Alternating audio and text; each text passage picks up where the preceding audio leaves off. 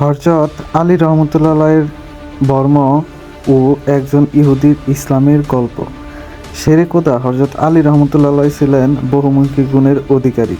তার বীরত্ব, মহত্ব ও ন্যায় বিচারের মাহাত্ম্য মানবজাতির কাছে আজ জীবন্ত দৃষ্টান্ত হয়ে আছে।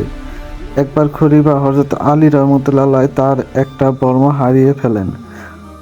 বর্মটি খলিফা খুব প্রিয় ছিল।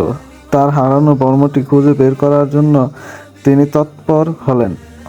কয়েকদিন পর একই ইহুদি কাছ থেকে বর্মটি খুঁজে পাওয়া গেল। তাই আলী রহমতুল্লাহ ইহুদিকে ডেকে বললেন, তোমাদের মধ্যে একটা কথা বলি, তোমরা যাতে যে বর্মটা রয়েছে ওটা আমার, তাই বর্মটি আমাকে ফিরিয়ে দাও। ইহুদি লোকটি খলিফার কথা উড়িয়ে দিয়ে বলল, না, এটা ঠিক নয়, এটি আমার নিজের বর্ম। এই বর্ম আপনি দাবি করতে পারেন না। ইহুদির এই আচরণ খলিফা অবাক হলেন। তিনি ধৈর্য ধারণ করলেন।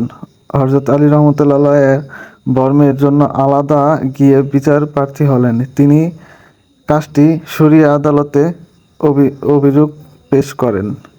কাজী শরীফ ছিলেন ন্যায় বিচারক। তিনি অভিযুক্ত ইহুদিকে আদালতে তলব করেন। সময় অনুযায়ী ইহুদি যথাক্রমে পাঠগড়ায় এসে দাঁড়ায়।